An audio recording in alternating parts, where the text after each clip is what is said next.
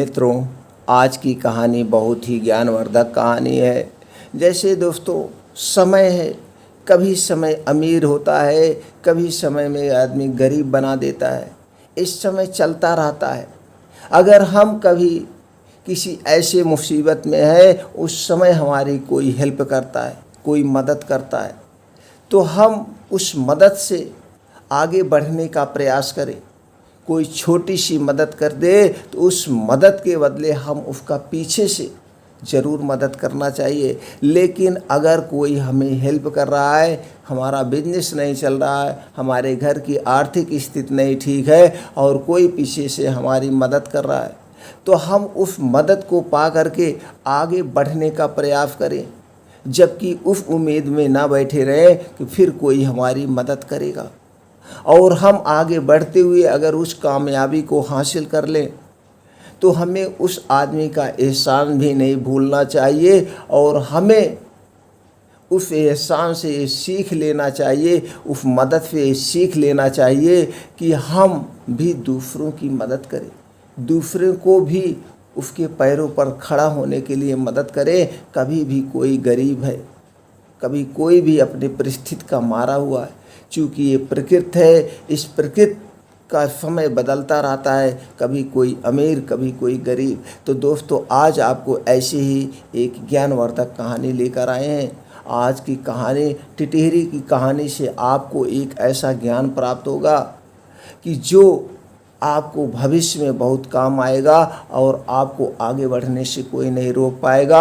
आप भी ये ज्ञान अपने बच्चों के अंदर डालें, अपने अंदर खुद लाएं, तो आप भी एक सफल इंसान बन सकते हैं। चलिए मित्रों, शुरू करते हैं। क्या है आज की ज्ञानवर्धक कहानी। एक समय की बात है, एक तालाब के किनारे एक टिटहरी रहती थी और टिटहरी अपने पत्नी और एक बच्चे के साथ रहती थी। टिटहरी जो थी वो बहुत ही धार्मिक स्वभाव की थी।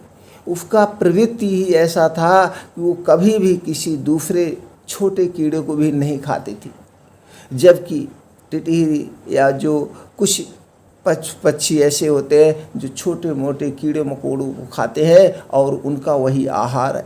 लेकिन वो सब पंछियों से एक अलग थी, उसकी अलग धारणा थी। उस पत्नी के टिटहरी और उसके पत्नी की यही सोच रहते थे, हम कभी भी छोटे जानवर को नुकसान नहीं पहुंचाएं, कभी भी नुकसान नहीं पहुंचाएंगे, उन्हें हमेशा मदद करेंगे, उनको हमेशा मदद करेंगे। और यही बातें वो अपने बच्चों को सिखाते थे। बेटा, तुम जब बड़े होना तो भूखे रह लेना, लेकिन कभी भी छोटे पशु कीड़ों को नुकसान मत पहुंचाना। और अगर कोई छोटा पंछी कुछ आपसे मदद मांगे तो मदद ज़रूर करना, और जो मदद करना उसका गुणगान कभी मत करना, कभी किसी दूसरे से मत करना।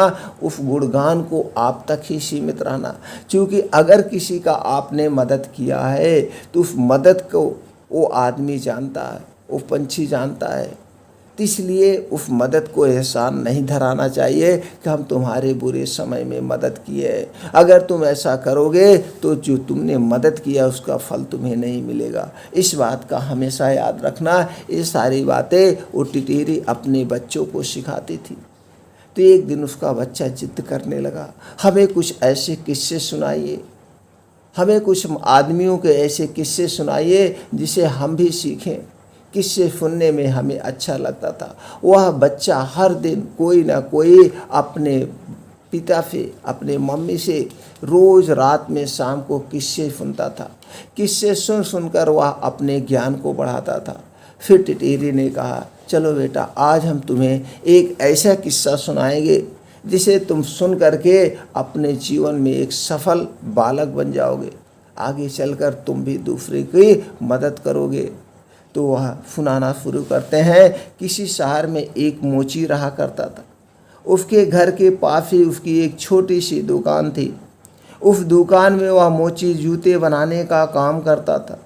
तैयार जूतों को बेचकर जो भी पैसे मोची के हाथ लगते, उन्हीं से वह अपने परिवार का पालन पोषण करता, पेट भरता।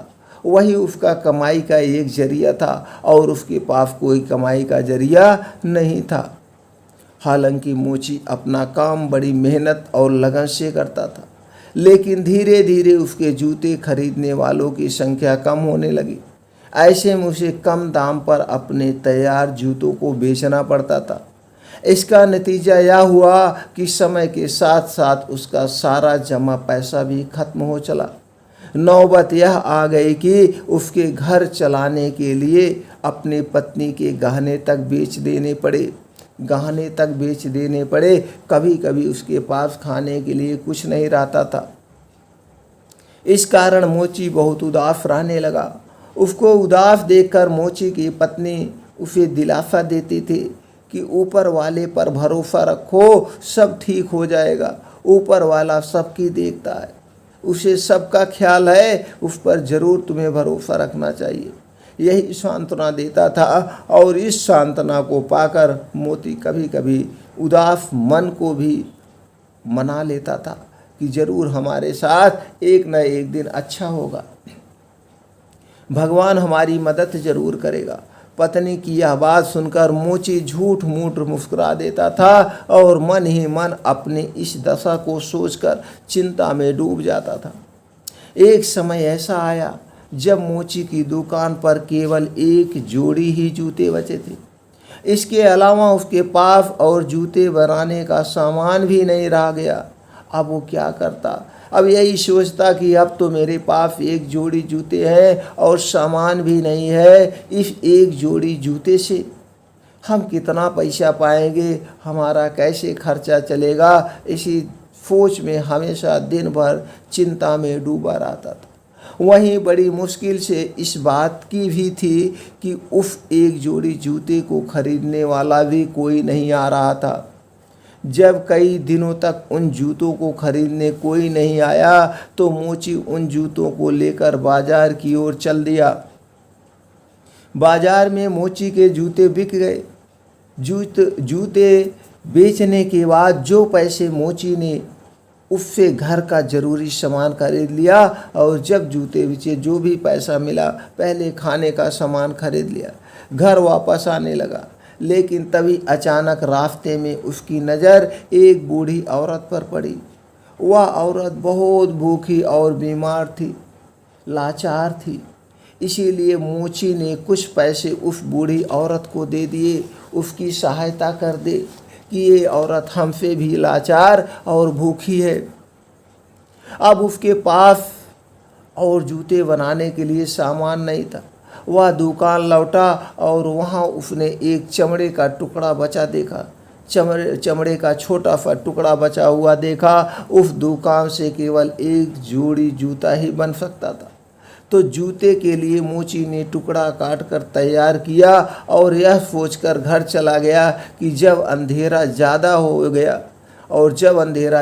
गया तो कल रोशनी में वह जूते तैयार कर देगा। अगली सुबह जब वह जूते बनाने के लिए दुकान पहुंचा तो उसे वहाँ कटे हुए चमड़े के टुकड़े की जगह एक तैयार जूते की जोड़ी मिली। वह जूते की जोड़ी इतनी खूबसूरत थी कि मोची उसे देखकर हैरान था। मोची ने उस जोड़ों को उठाया और फौरन बाजार की ओर रवाना हो गया। वो जूते इतने खूबसूरत थे कि मोची को उसकी अच्छी कीमत हासिल हुई। इस पर मोची बहुत खुश हुआ और हासिल हुए पैसों में से उसने कुछ पैसे ज़रूरतमंद लोगों को दिए। बाकी जो बचे हुए उससे जूते बनाने का सामान खरीद लिया।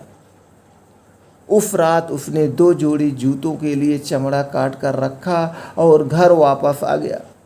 अगली सुबह उसे फिर से वैसे ही खूबसूरत 2 जोड़ी जूते तैयार मिले। उसने घर आकर यह पूरी बात अपनी पत्नी को बताई। मोची की पत्नी बोली, देखा, मैं कहती थी ना कि भगवान हमारी मदद जरूर करेगा। ऊपर वाला सब कुछ देखता है, उसी का ही ये किया हुआ है, उसी का है। कोई नेक दिल हमारी इस तरह से मदद कर रहा है, कोई नेक दिल वाला है जो मेरी इस तरह से पीछे से मदद कर रहा है। अब तो रोज़ जूते के लिए चमड़ा काट कर छोड़ने और अगले दिन बने बनाए जूते पाने का सिलसिला ऐसे ही चलने लगा। धीरे धीरे मोची की स्थिति सुधर गई और उसने अच्छा पैसा भी जमा कर लिया। तभी मोची की पत्नी एक दिन बोली, हमें एक दिन रात को रुककर पता लगाना चाहिए कि हमारे लिए इस तरह के जूते कौन बना रहा है। हमारे दुकान में आकर इस तरह के जूते कौन बना रहा है, हमें इसका पता लगाना चाहिए। यह सोचकर मोची और उसकी पत्नी रात को चमड़े का टुकड़ा छोड़कर दुकान में रुक गए। तभी उन्होंने देखा कि 3 बौने खिड़की से दुकान में घुसे और खुफी खुफी जूते बनाने लगे। पूरी रात खूबसूरत जूते बनाने के बाद वह तीनों बौने खिड़की के रास्ते से वापस चले गए। यह सब देखने के बाद मोची और उसकी पत्नी आपस में बात करने लगे कि इन तीनों बौनों ने हमारी बहुत मदद की है, इसीलिए हमें भी इनके लिए कुछ करना चाहिए, इन्हें कुछ उपहार देना चाहिए। इस पर मोची ने अपनी पत्नी से पूछा, बताओ आखिर इन्हें ऐसा क्या दिया जाए जिससे इन्हें खुशी मिले। इस पर पत्नी कहती है, तुमने ध्यान दिया कि उनके कपड़े और जूते काफ़ी पुराने हो गए, मैं उनके लिए नए कपड़े सिल देती हूँ, तुम उनके लिए जूते बना देना। फिर क्या था, मोची ने तीनों बौनों के लिए जूते बनाए और उसकी पत्नी ने तीनों के लिए सुंदर कपड़े तैयार किए। बाद में उन्हें ले जाकर दुकान में रख दिया और उस रात उन्होंने बौनों के लिए चमड़े का टुकड़ा नहीं छोड़ा। जब रात में तीनों बौने दुकान में घुसे तो अपने नाप के जूते और कपड़े पाकर काफ़ी खुश हुए। उन्होंने कपड़े और जूते पहने और खुफी खुफी वहाँ से चले गए। उस दिन के बाद से कुछ दिन तक मोची ने गौर किया कि उसके द्वारा छोड़े गए चमड़े के टुकड़े वैसे ही पड़े मिलते थे। मोची समझ गया कि अब बौने उसकी मदद के लिए वहाँ नहीं आएंगे, उसकी स्थिति सुधर चुकी है और उसे अपना काम खुद करना चाहिए। इतने दिनों में मोची को लोगों की मदद का अच्छी तरह से अंदाज़ा हो गया था, इसलिए उसने पूरी मेहनत के साथ बौनों जैसे जूते बनाए और उन्हें बाज़ार में बेचा। मोची द्वारा बनाए गए जूते भी लोगों को बहुत पसंद आए और उसका काम अब अच्छा से चलने लगा। मोती का जीवन सुधर गया। मोती के अंदर दो बातें थी। एक तो वह कभी किसी का बुरा नहीं करता था और दूसरा वह हमेशा दूसरे की मदद करता था। उसके लिए खाने को रहे या ना रहे, लेकिन दूसरे की मदद जरूर करता था। इसलिए भगवान जाने अनजाने में उसकी मदद किए और भगवान वह रूप धारण खुद किए थे, बौने का रूप धारण करके उस मोची की मदद किए थे। तो दोस्तों, ऐसे हमारे बीच में भी अगर हम दूसरे की भलाई करते हैं, दूसरे के साथ अच्छाई करते हैं, हमारे खाने के लिए हो ना हो, हम किसी दूसरे भूखे को कुछ खिलाते हैं, तो भगवान पीछे से हमारी मदद ज़रूर करते हैं। इसलिए हमें हमेशा दूसरों के साथ मदद का हाथ बढ़ाए रहना चाहिए। हमारे लिए भगवान अपने मदद का हाथ बढ़ाए रहेंगे, हमारे सर पे उनका आशीर्वाद बना रहेगा। दोस्तों, इस कहानी से हमें यही सीख मिलती है, दूसरों द्वारा की गई मदद का आभार माने और उनसे सीख ले, ना कि दूसरों पर निर्भर रहने लगे। मित्रों, ये कहानी आपको कैसे लगी हमें कमेंट सेक्शन में ज़रूर बताएं, और अगर कहानी आपको अच्छी लगी तो ज़्यादा से ज़्यादा लोगों तक ज़रूर शेयर करें और चैनल को सब्सक्राइब करके बेल आइकॉन का बटन ऑन कर दें। इसी तरह से हम अपने चैनल पर एक अच्छी कहानियाँ अपलोड करते रहते हैं। आप घर पर रहें, कहानी सुनें, अपने ज्ञान को बढ़ाएं। फिर मिलते हैं अगले वीडियो में।